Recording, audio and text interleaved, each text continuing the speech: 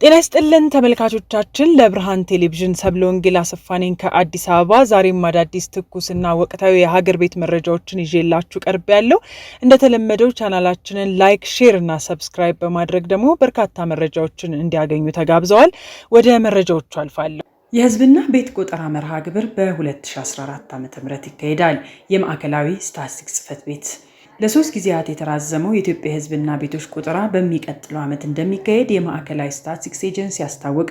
የኤጀንሲው ዋና ኃላፊ አቶ ቢራቱ ይገዙ የቆጠራው መርሃ ግብር በ2014 ዓ.ም በሚመሰረተው አዲስ መንግስት ተፈጻሚ እንደሚሆን ተናግረዋል። የህዝብ ቆጠራው በያዝነው 2013 ዓ.ም በግንቦት መጨረሻ ላይ ይካሄዳል ተብሎ ከሚጠበቀው የኢትዮጵያ ብሔራዊ ምርጫ አስቀድሞ ቢደረግ ይመረጥ እንደነበር ኃላፊው ተናግረዋል። ሆኖም የቤት ለቤት ቆጠራው ባይከናወንም የህዝብ ቆጠራ ትንበያን በመጠቀም ሊያጋጥሙ የሚችሉ ችግሮችን ማቃለል ይቻላል ብለዋል።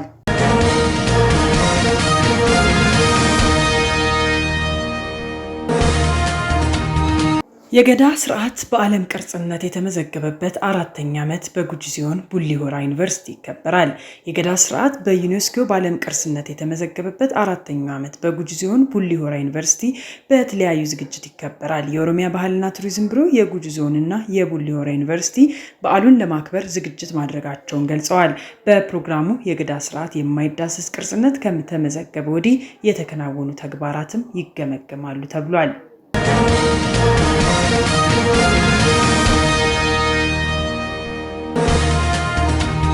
ለአራት ወራት ተቀጥሮ የነበረው የእነ አቶ እስክንድር የፍርድ ቤት ክርክር ተሰብሮ እንዲታይ ተወሰነ። ከመጋቢት 29 እስከ ሚያዝያ 29 ቀን 2013 ዓ.ም ድረስ ምስክሮችን ለመስማት ተቀጥሮ የነበረው የእነ አቶ እስክንድር ነጋ የፍርድ ቤት ቀጠሮ ተሰብሮ እንዲታይ ለመወሰን ለጥር 5 ቀን 2013 ዓ.ም ተቀጥሯል።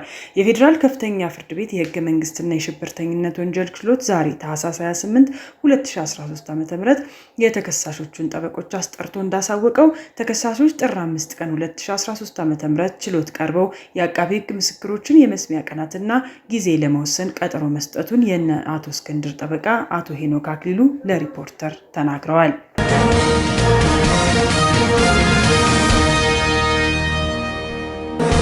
በአዲስ አበባ ቂርቆስ ክፍለ ከተማ ትላንት ሌሊት በደረሰ የእሳት አደጋ ከ2 ሚሊዮን ብር በላይ ንብረት ወደመ።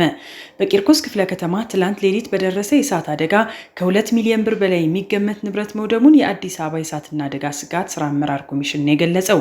የኮሚሽኑ ህዝብ ግንኙነት ቡድን መሪ አቶ ጉልላት ጌታነህ የእሳት አደጋ የተከሰተው በክፍለ ከተማው ወረዳ 11 መኮንኖች ክበብ በሚባለው አካባቢ ከሌሊቱ 8 ሰዓት ገደማ ነው ብለዋል።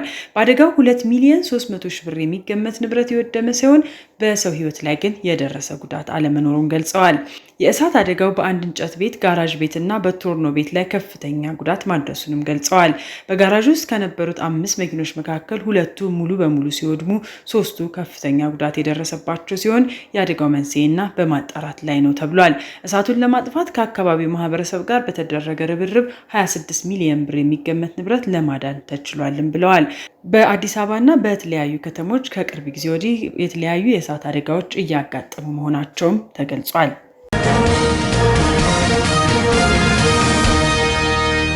ከፍተኛ የመንግስት የስራ ኃላፊዎች ከጦር አካል ጉዳተኞች ጋር የገና በዓልን እያከበሩ ነው። የሰራተኛና ማህበራዊ ጉዳይ ሚኒስቴር ከአዲስ አበባ ሰራተኛና ማህበራዊ ጉዳይ ቢሮ እንዲሁም ከመከላከያ ሰራዊት ጋር በመሆን የዘንድሮን የገና በዓል በቀደመው የጦር አካል ጉዳተኞች እንክብካቤ ማዕከል በአሁኑ የኢትዮጵያ ጀግኖችና ህጻናት አምባ ማዕከል እያከበረ ይገኛል። በመርሃ ግብሩ ላይ አዲስ አበባ ምክትል ከንቲባ ወይዘሮ አዳነች አቤቤ፣ የሰራተኛና ማህበራዊ ጉዳይ ሚኒስትር ዶክተር ኤርጌጎ ተስፋዬን ጨምሮ ሌሎች ከፍተኛ የመንግስት የስራ ኃላፊዎችም ታድመዋል። በመርሃ ግብሩ ላይ ንግግር ያደረጉት የሰራተኛና ማህበራዊ ጉዳይ ሚኒስትር ዶክተር ኤርጌጎ ተስፋዬ በኢትዮጵያ የነበሩ ጀግኖች ታሪክ መቼም ደብዝዞ አያውቅም ብለዋል።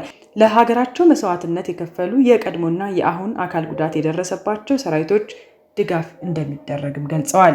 በተጨማሪም ከዚህ ቀደም የፈረሱ ማህበራት ዳግም እንዲጠናከሩና እንዲቋቋሙ ይደረጋል ብለዋል። በሌላ በኩል የአዲስ አበባ ምክትል ከንቲባ ወይዘሮ አዳነች አቤቤ ከጦር ጉዳተኞች ጋር አንድ ቀን በዓል ማክበር ብቻ ሳይሆን ማዕከሉ ለትውልድ እንዲያገለግል፣ እንዲያስተምርና የዜጎች ኩራት እንዲሆን የሚደረግለት ድጋፍ ተጠናክሮ እንደሚቀጥል ገልጸዋል። በመርሃ ግብሩ ላይ የአዲስ አበባ ከተማ አስተዳደርም ለማዕከሉ በጎችን አበርክቷል።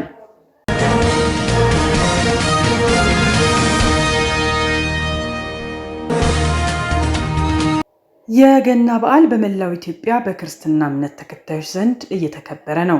የኢየሱስ ክርስቶስ የልደት በዓል በመላው ኢትዮጵያ ክርስትና እምነት ተከታዮች ዘንድ በድምቀት እየተከበረ ይገኛል። የገና በዓል ኢየሱስ ክርስቶስ ለአዳም በገባለት ቃል ኪዳን መሰረት ወደዚህ ዓለም መጥቶ መወለዱን ምክንያት በማድረግ ክርስትና እምነት ተከታዮች ዘንድ የሚከበር በዓል ነው። ትላንት ማምሻውን ጀምሮ በተለያዩ አብያተ ክርስቲያናቱ የዋዜማው ስነ ስርዓት በተለያዩ መንፈሳዊ ክንውኖች ተከብሯል።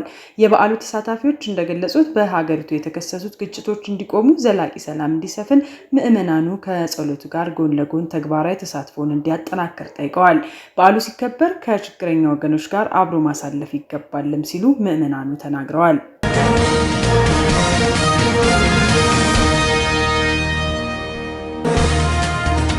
ተመልካቾቻችን ለዛሬ እንግዲህ የሀገር ቤት መረጃዎቻችን እነዚህን ይመስሉ ነበረ። የገና በዓል በሀገር ቤት እንግዲህ በድምቀት እየተከበረ ይገኛል። በያላችሁበት መልካም በዓል እንላለን። ላይክ፣ ሼር እና ሰብስክራይብ በማድረግ ደግሞ የቻናላችን ቤተሰብ እንዲሆኑ አሁንም ግብዣችን ነው። ሰብለ ወንጌል አሰፋ ነበርኩ ከአዲስ አበባ።